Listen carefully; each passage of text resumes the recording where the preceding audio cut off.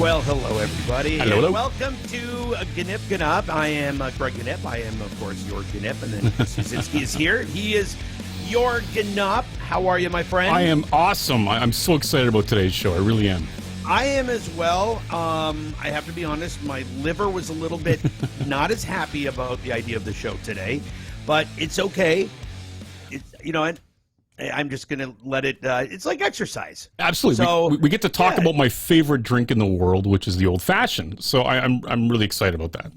And I'm excited that I'm going to be drinking one of my favorite whiskeys on the show as well, which I said I was going to save the bottle and open it up on the show, but I went no. I had to try it before, and it's really delicious and it makes me happy. So anything but left? Here's the thing. So I was talking to 95 degrees 3-4 days ago. Sure. Yeah. My brother-in-law texts me a picture. He's just outside of Toronto, and he goes, snowing.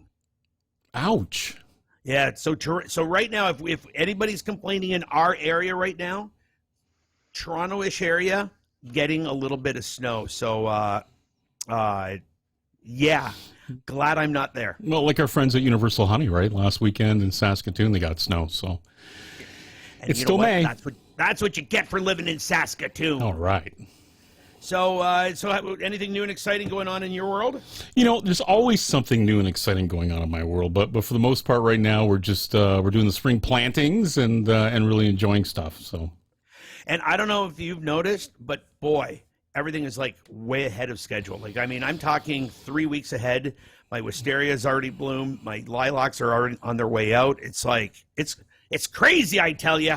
So we have about 2 weeks of beautiful summer weather here, and then I'll go straight to shit after that. Yep. The reality is, the mayflies come out, the June bugs come out. There's literally 6 weeks of fuzz that also travels around, right, and clogs everything up. So I'm hoping with that big blast of heat that we got that everything's ahead of schedule, which means the fuzz will go in really quickly and leave really quickly. But who knows? Who knows? No, with our luck, it's going to be like it's going to be like 6 months of fuzz. Absolutely. And then winter. All right. So you know what I think we should do? What do you think we should do? I think we should introduce our guest, Dr. Don Livermore from Hiram Walkers and Sons Limited. Welcome, Don. Hi guys, how are you?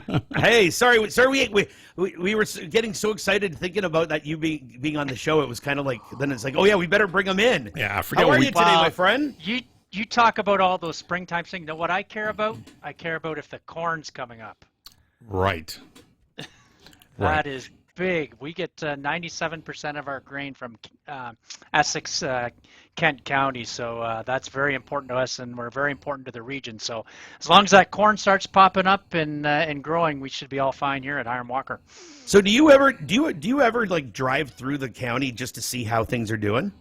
Oh, I do, absolutely. I'm from a farming community around Listowel, Ontario, but your farming roots never leave you, and you're always looking to your left and right and seeing what people are planting and what's in the ground and whether it's coming up. And really, ultimately, you think in the back of your mind, what will be the price of corn come fall? Oh, man, that could be a little bit nerve-wracking. It's like, what? So really quick question, though. You have a degree in microbiology, right? How do you go from becoming a microbiologist into becoming a master blender? Well, I moved to the area in 1996 as a microbiologist. Hiram Walker Distillery wanted somebody to look after the yeast and their brewing side of the business, and I was there. That was my degree. I came and moved to Windsor and stayed here ever since. The company's fantastic in terms of their educational programs, where along the way in 2004, I completed my degree, Master's of Science in Brewing and Distilling at Heriot-Watt University. And in 2012, I finished my PhD in Brewing and Distilling. So taking advantage of educating their employees is something that Hiram Walker does, and it certainly applies to my day-to-day job as the master blender. What is that role as master blender?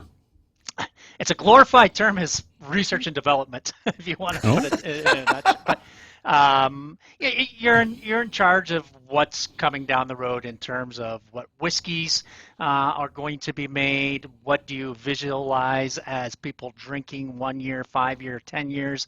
It's my responsibility to understand and put away good stocks of whiskey for the next master blender to be able to take advantage of. So it's bringing that vision, and it's bringing all the parts of the distillery together in terms of grain selection, as we talked about, is very important. How we ferment and brew and distill, and certainly the barrels and how long we age it for. So those are what's mentally going around in my head, I mean, on a daily basis in terms of that. And talking to folks like you and consumers, what are you enjoying? What do you see is probably the most important asset to my job is trying to make sure we have good whiskey stocks for us. And the distillery has won the 4 years in a row the best distillery in Canada. So I think we're doing something right here. Congratulations. Well, congratulations. Yeah. And actually, you guys, we're going to be drinking one of the whiskeys that it's the first Canadian one to win the Rye Awards, World Rye Awards, right? Yeah, we'll have Lot the 40 Dark Lot Oak? 40 Dark Oak. Yeah, it's a best rye whiskey in the world for 2021 at the World Deservedly. Whiskey Awards. Well, and this is the one thing that I love about your degree, though, your PhD, though, is right. I came from a university background. My father taught at the university. Everybody in my family, all this education, and they wrote their papers, their dissertations, and I love that you wrote a paper, and you actually did your dissertation. Yeah, absolutely. Which that's 3 hours. Here, you want to see my real dissertation? Here you go. Here's my book. Well, and that's it. But I like the end product. See, I like your end product better than 372 words. 372 words, and if you can even make those big words out there on the title of it all, it took a long time for me to write, and. But the whiskey that was left over from that went into the bottle that you were holding up there, Greg, and it won the world's best blended whiskey in 2017 as a limited release. So the fruits of the labor pays off, and we still get people asking for more of that. But I only did one PhD, and I have no intention of defending another one. Let's put it that way. Come on. So one of the things we're doing today is we're going to be trying different whiskeys while we're on this podcast, and I know my buddy here, Chris. He is the guy that actually turned me on to old fashioned whiskey cocktail, because I'm always been a Manhattan guy or a whiskey sour because of my dad. Thanks to Chris, I've become a fan of the old fashioned whiskey cocktail, and I'll let him take it away. Yeah, and maybe Don, you can explain that you have a product that's out there that's relatively new that you made for the industry, the old fashioned. I love the old fashioned. Everywhere I travel, I'll have one and try one because each bartender has a different nuance on the way they do it. The old fashioned, and this is what arguably is kind of insane about it. It has its origins all over the place. No one really has the rights to it, but it is one of the original cocktails, mixed drinks.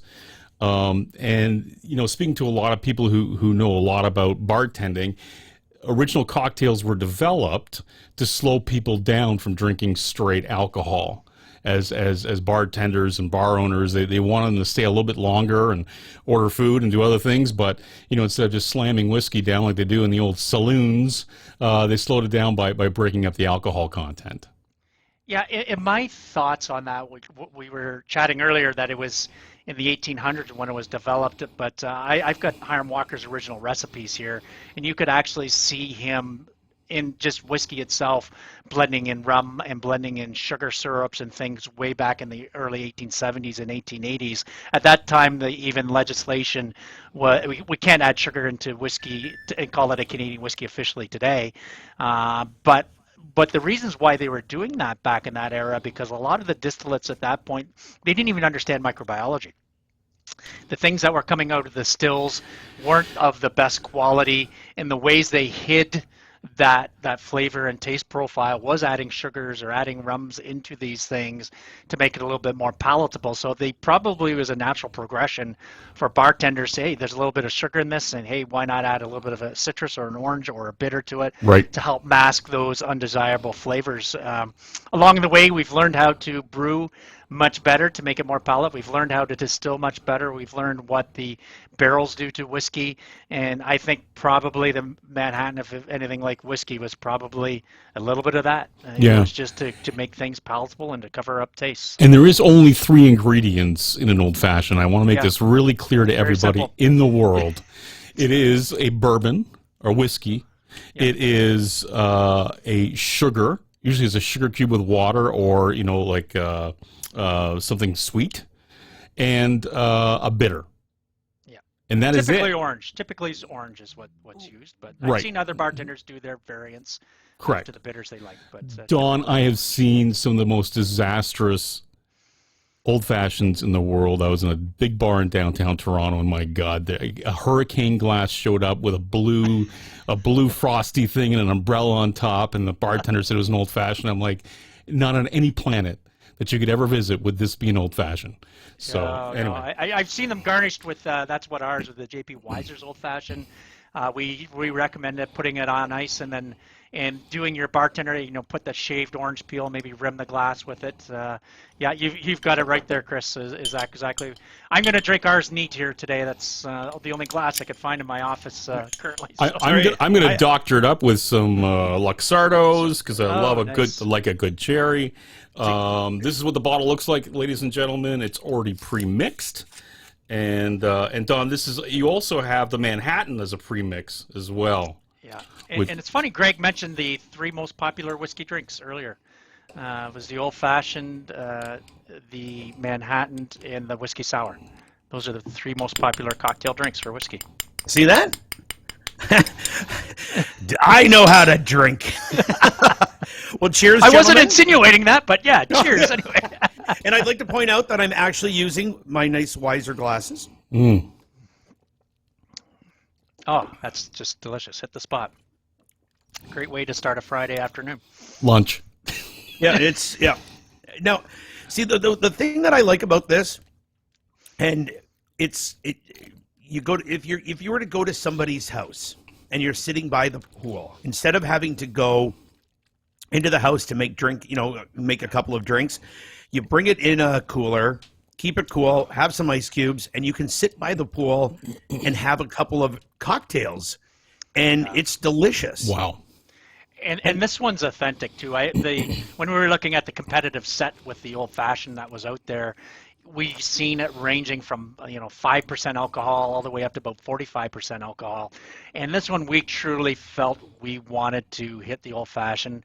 We worked with some of Canada's top bartenders to nail down the recipes and the bitters and the sugar level we wanted, and it sits at 35% ABV, which should be a proper old fashioned. If you think about it, if you're just dropping a little bit of sugar into it, a little bit of the bitters, it probably will sit around 35%, and that's where we landed. And we feel this is very authentic, and it's so authentic. We feel is that we've had national accounts list this on their cocktail menus as opposed to having their bartenders make it all across the nation, because they want that, Chris, as you alluded to earlier, that consistency. Right. They wanted a consistent drink from their restaurant chains all the way across Canada, and then that just tells you the quality of this. And this one did win it was in the flavored whiskey category for Canada this past year, but it was Canada's top flavored whiskey. And that's why you developed it, was to gain consistency in the marketplace of quality control and taste. And again, you also do it with a Manhattan. It's also pre-mix. Which also, depending on what you're putting into it, varies dramatically, vermouth wise. So Vermouth, and I've seen some bizarre cherries, and I find with Manhattans a lot of the time they kill the whiskey taste, right? So we wanted to be very careful with that one as well. We wanted to make sure the Weiser's family of whiskey shined through on that, and we actually made our own vermouth with that, Chris. Oh, really? Yeah, we designed our own vermouth that went into that to make it match the Weiser's family of whiskeys. Well, nice job. Oh, it's delicious, and the one thing that I like about this old fashioned is a lot of times they'll be sweet, and they're sometimes a little bit over the top sweet. This one still taste spices in it, and that's one of the things that I the first time I bought the bottle, I honestly wasn't a lot of people, I was like, it's going to be prepackaged, it's going to be sweet, it's going to be mass produced. Yeah. And I remember the first time I opened it up and I went, ooh, clove, ooh, cinnamon, ooh, orange. I'm like, by the time I was done, I'm like, ooh, I'm going to buy another bottle. Yeah. We must have went through probably 30 to 40 prototypes just trying to get which bitters to match our whiskey. And which orange and the sugar level, we went back and forth. That was a tough one because we felt that people were going to put ice with it. So it depends how many ice cubes you put in it. It cuts your sweetness down, right? So we thought we landed at a good sessionable spot, right in the middle to where it matches JP Weiser's. Which I think is absolutely awesome. Now, something that I honestly didn't realize this until a couple of days ago, and I mean that you will work with restaurants and bars to create their own blended whiskey. Because the other reason why I ask is that because I learned that you did something with Eric Olson at Thomas McGee's, the Ford City 4-barrel. Good guy, Eric. Hello if you're out there, Eric. We did it's called the JP Weiser Signature Series, and we gave some of our top accounts and top liquor stores in the U.S. So it's only U.S. only at this moment. The coming here, visiting Dr. Don, taking several different types of spirits. So Canadian whiskey, just to kind of rehash, we ferment corn separately, rye separately, barley separately, wheat separately, distill it separately, age it separately, and then we put it together at the end. That's why they have a job like mine as a master blender. So we also consider the barrel types. So we got many types of wine barrels, bourbon barrels, rum barrels, age, pot stilled, column stilled. So these are all the different factors. And if you were to come and do a blending 101 with me, I'll line up 140 different whiskeys and you can make your own blend, which is nuts. It's absolutely crazy. If you ever see that online, you can follow me at CDN Whiskey Doc on Twitter, Instagram, or LinkedIn.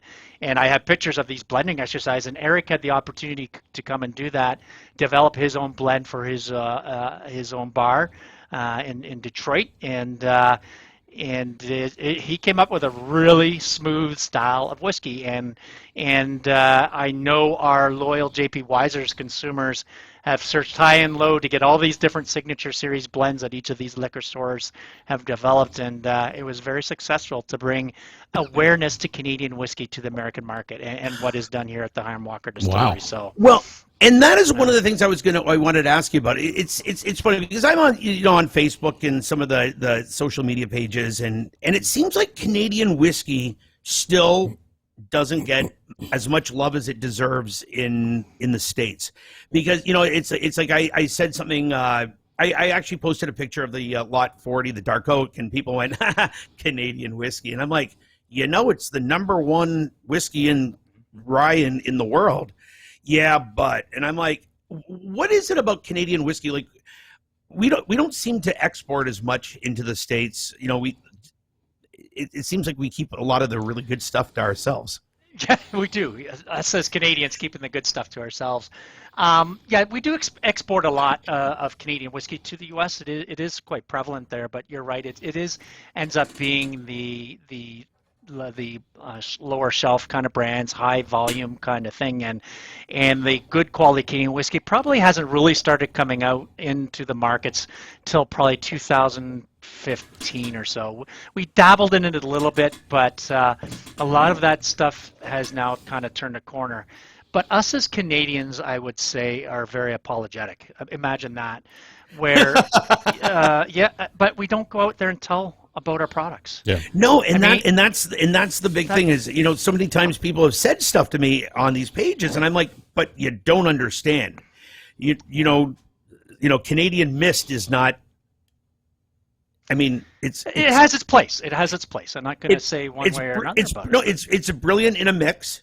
And it's great sitting on the porch and having a quick shot. But if you want to sit there, I'm like, but that's not Canadian whiskey. And hopefully somewhere down the road, more people will get to try things. And speaking of trying things, I was thinking maybe we should try the Pike Creek Tenure.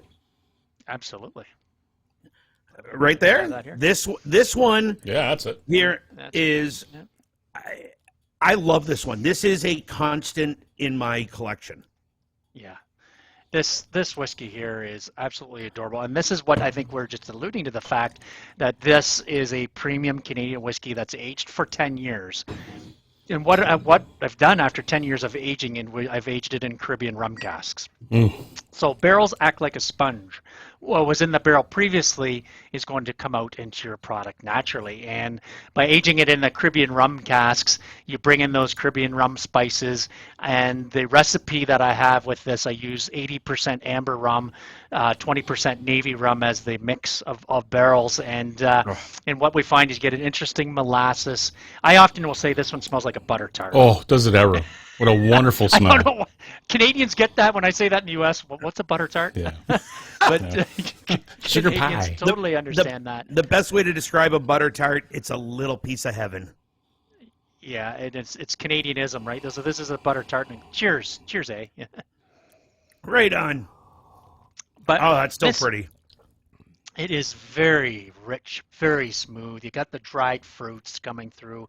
You get a little bit of that blackstrap molasses from the navy rum casks a little bit. I can get that tackiness a little bit in the back of my tongue as it finishes. But aging at 10 years at our Pike Creek aging facility really gives an interesting green apple note too. As whiskey ages longer and longer, develops a green apple flavor to your whiskey. And so you got that apple, those molasses notes. That's why I say it's that dessert feeling in a glass. Well, and that's what right, and this would be, and that's how I've served this one. And this is the one you've had a great meal. You're sitting in the backyard with your friends. You're sitting on the porch, and you want to have that last whiskey. Do you know why we call it Pike Creek? No, I'm sorry.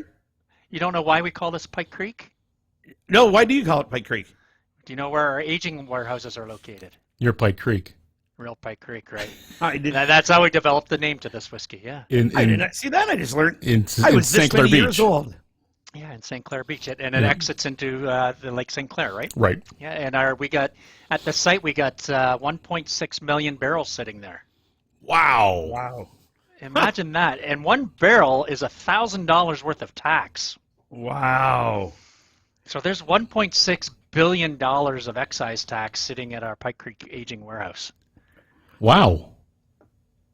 That's an incredible thought, isn't it? It sure is. Yeah.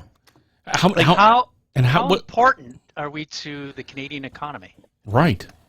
And so how old is some of that product that's there? We got barrels that are creeping into the 40-year mark, and and obviously to brand new barrels, and right. And it's a very interesting place. To give you perspective, it's the size of 132 hockey arenas. Right. That's the floor space to store these 1.6 million barrels. But it's very important too, because living in the Essex County region, we get very cold in the winter and we get very, very hot and humid in the summer. And inside those warehouses, there's no electricity. We don't heat them. Right. So we get the natural ebb and flows of the environment of the Windsor area, and that causes our barrels to breathe. And we lose 3% of our volume in each and every one of those casks every year. They call that the angel share. Right. Right? Yeah, and if you look at 3% of 1.6 million barrels, we lose 48,000 barrels to evaporation a year. That's incredible. Wow. I hope the angels are happy. The biggest distillery in the sky, right? That's right. But it is part of doing business. It's important to bring that flavor into the Pike Creek whiskey we just tasted here, that we want that green apple, and it's part of doing business, and it just marries to make a delicious whiskey, and it's our unique flavor to the Hiram Walker Distillery because of this aging process. And one of the things that I always tell people, I said, Pike Creek, the 10-year-old is $40. 35, and probably you can find a sale 32 maybe on So- a good day, but $32, $35, yeah. Right, but I always want to tell people you don't have to spend a lot of money to get quality. And because people will say, "Oh, well, it's only a $35 bottle," and I'm like, "But it's $35 of really good quality." And I try to explain that to people that it's money. The more you spend doesn't always mean the better it is, and it's also dependent on your palate. I agree. And do you know what you would pay for a single malt, a Tenure that's aged in a Caribbean rum cask? Oh, You're probably in God! the $100 range, more than likely, right? We find Pike Creek is a brand that's accelerating. It's doing well, and quite frankly, it's doing very well in the European market. I can believe that.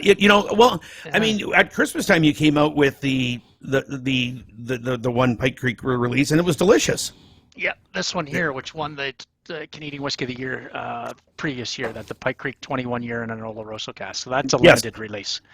I'm teasing your audience. You know you can't buy it anymore. But if you do see a bottle at the LCBO, I highly, highly recommend picking it up because I don't know where else you can find it. Right? 21 year. Yeah, and that one the Canadian, so that's finished in an Oloroso sherry cask. Wow. So it's the same recipe as the Pike Creek in the rum cask, but we've just switched it into an Oloroso sherry, and those are very exquisite barrels that you get out of Europe. All right, so I think we need to have another drink. Because why not? Okay. Our last one. And I believe we need to go to the Lot 40 Dark Oak. Wow. This, and you know what? The cameras aren't picking it up right now. Yeah. But the color of this is one of the most beautiful whiskey colors I've ever seen. It is absolutely stunning. So yeah, Lot 40 is 100% rye. Rye is the DNA to Canadian whiskey, so it gives you the spice. It's like the curry is to the dish curry chicken. But this one is our flavoring whiskey, essentially. So I use this to blend into many of our brands and products. It is pot distilled, so when you pot distill a rye whiskey, it really sharpens up the spicy flavors. But the key to Lot 40 is we typically age it in new American oak barrels. But we've aged this one twice in new American oak, and what we've done is aged it in highly dark charred barrels, hence the color. And again, I don't know if you appreciate it on this day here in the glass, but it is beautiful. It's extraordinary. This one won the top rye whiskey in the world this year.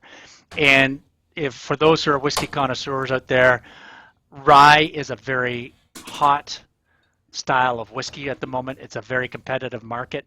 People are trying to make great rye whiskeys, and for a Canadian rye whiskey to compete against the bourbon, the American and Irish and Japanese rye whiskey categories, I think says a lot.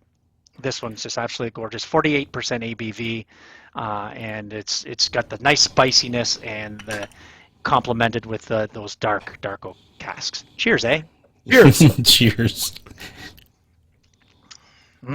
Yummy. And you get that warm feeling through the chest. You can tell how much rye is in a whiskey or in a blend by how long that feeling stays in your chest. We call that the Canadian hug. Oh. Yeah. That one just gave me the tingles.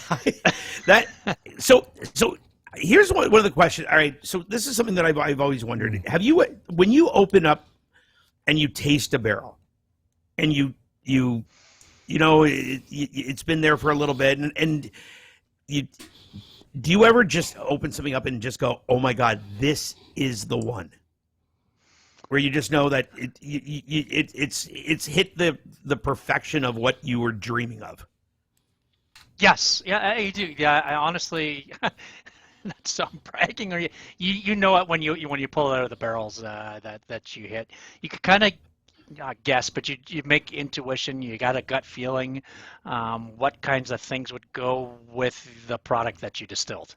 And I think that's the experience of a master blender is you get a feeling of what clashes and what shouldn't go together, and you got the feeling of the things that will complement one another. And to be able to balance it so something's not out of proportion, that becomes the trick as well. So yeah, and then there's things, this didn't quite work out, or there's sometimes, this needs a little bit more age. It might round it out. And then there are days if your experiment isn't working at all, you gotta try to find ways to blend it out into a recipe at the appropriate levels too. So it goes both ways. I mean, Awesome. experiments fail, experiments pass, and that's the nature of making whiskey. And you got to have that good gut feeling, and most importantly, listen. I said it earlier. Listening to your consumers is probably the most valuable skill Right. to have. Well, my friend, Thanks well, for all you do. listen, we really truly appreciate you giving us some time. I know how busy you are, and would you be willing to come back on the show sometime in the near future, and we can Absolutely. try some more of the product you're producing? I got lots for more our to try. So yeah, absolutely. I think, and we talked just quickly. I think the thing about Canadian whiskey, it's up to the onus of us as producers to shout it out. And Yeah. thank you for giving me the platform to shout it out and bring awareness. And I think that's where, when we complain, why don't you know about Canadian whiskey? This is all a part of it. Right. Well, my friend, then Thanks, please Dr. stay Don. in touch. Please stay in touch with us. Yes. Yeah. And the offer still stands. I've told you this before. The offer still stands if you ever want to sit on my porch and share a couple of whiskeys, and I'd love to hear some more stories. Yeah, and I would say if you want to see what the life of a master blender is like, I'll throw my social media out there. CDN Whiskey Doc. There's no E in whiskey in Canada. CDN Whiskey Doc, Instagram, Twitter, and LinkedIn, and you can follow along with what I do on a day-to-day basis. Awesome, my friend. Well, thank you so much. Congratulations on all the awards. Cheers, Don. And congratulations on all your success. Deservedly so. Cheers, eh? Cheers. Cheers. Cheers. Hey. Don, thank you. Well, there you go. I guess we're wrapping up another edition of Gnyp Gnop. Yeah, that's absolutely what we're doing. We're going over, but it's okay. It's okay. It was Dr. Don, and it was great. Next week, Greg? I have no idea what we're going to do. I think we might switch things up. I think we might, if you're a fan of Eminem, Oh, the rapper, yes. you may want to tune in. Not the Just chocolates. saying. No, not the M&Ms. Not M&Ms, but Eminem. I don't know. That was the closest I could be to him. Have a great week, everybody. Bye, guys.